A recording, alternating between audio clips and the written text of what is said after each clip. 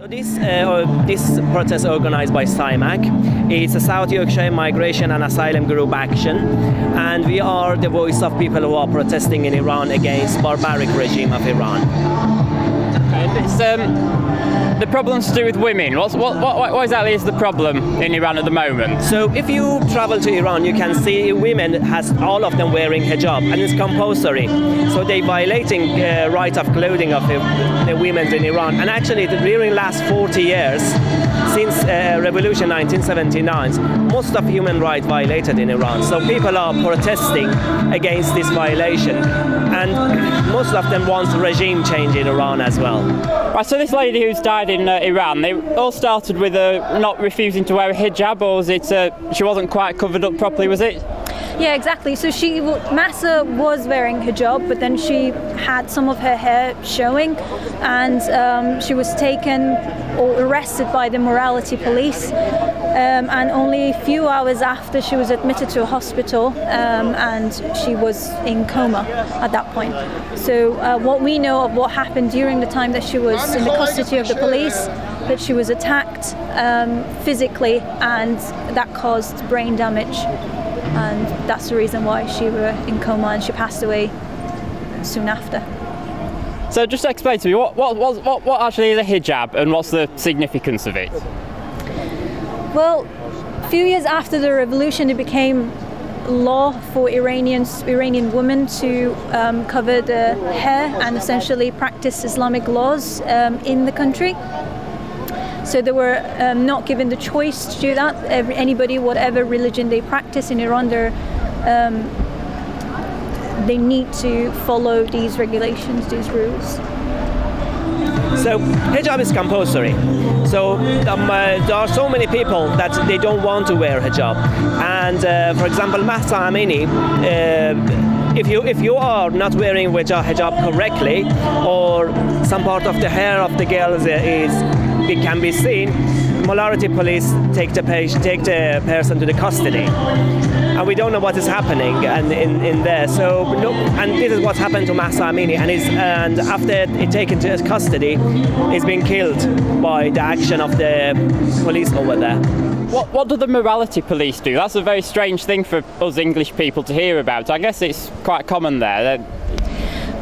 I think the first time that the morality police came about was 14 years ago, after a national-wide protest after a presidential election. Essentially, it's a way for them to control younger generation. What they say their purpose is to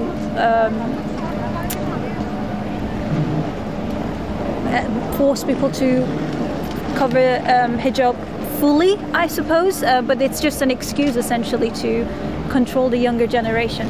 Supreme leader is Ayatollah Khamenei, and he is responsible for all the decisions that making in the country, completely by one person. And do you have a democracy there, like we do here?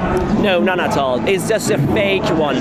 So we have president who actually is a servant to the supreme leader. That's it, full stop.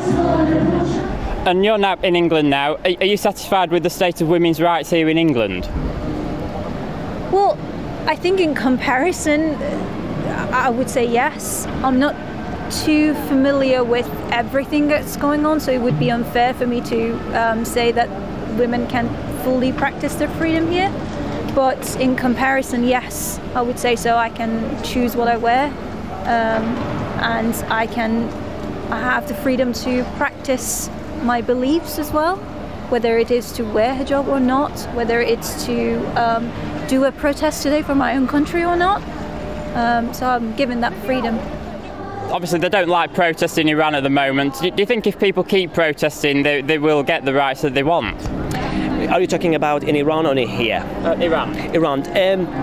The problem, government all the time is ready to suppress the protest. They have armed forces, they are brutal, they can kill, they can shoot a gunfire. These days they're shooting gunfire, so they easily can suppress the protest. But people completely fed up, they don't have anything to lose. This is the situation happening. So regime change is inevitable, but we don't know when.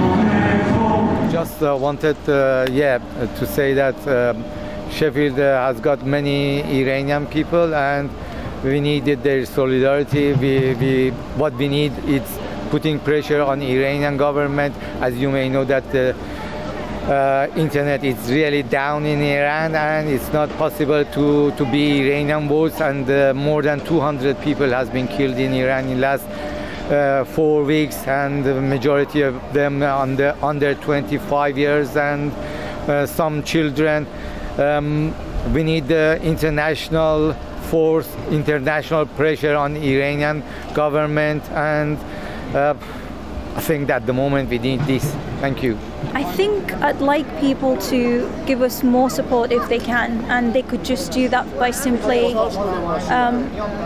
being our voice, spreading the news on their social media, and if not, they could just talk about it with their friends in their social circle. As long as it's not forgotten, we no longer just want the regime to give women more freedom. We want this to be a revolution. We want the regime to be gone.